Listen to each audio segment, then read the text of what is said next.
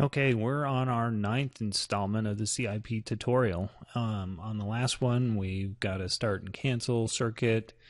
And on this one, when we cancel things, you notice that the 2500 milliseconds was still in the timer, and whatever's in our output word remains there. So if we go ahead and populate our output array with some data, you'll see that when this resets, or when the control resets, that data stays in the output, which probably is not a good idea. You don't want your valve staying on when the sequencer gets reset.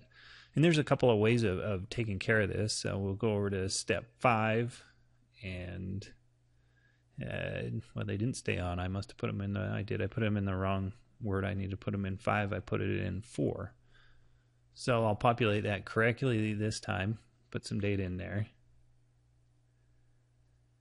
and we'll step through this again. We'll start this, and as it steps through 1, 2, 3, 4, 5, when you get to 5, the output word and the timer value will retain whatever was in the 5th position.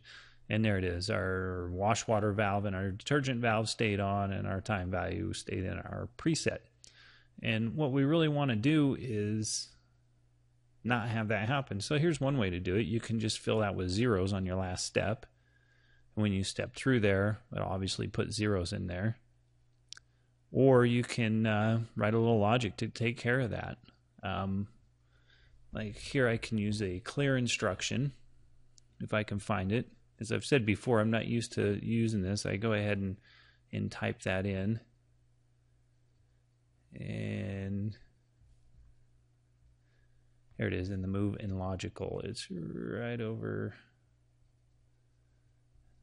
I swear it was in move and logical. Yeah, there it is, clear. Okay.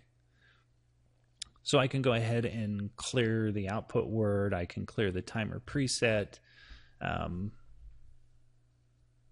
when this thing is done.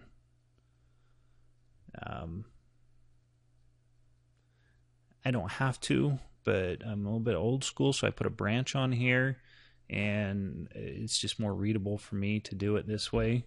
You can put them in line. I'm going to clear the timer, and I'm going to clear the output when we're done. Except my rung edits all in one big shot there. We'll fire it back up. Now when we go out of run, it's going to clear both those files and get us reset back to a 0 or a known value. So we hit 5, it clears out everything. I can put data back in there. It'll clear that out.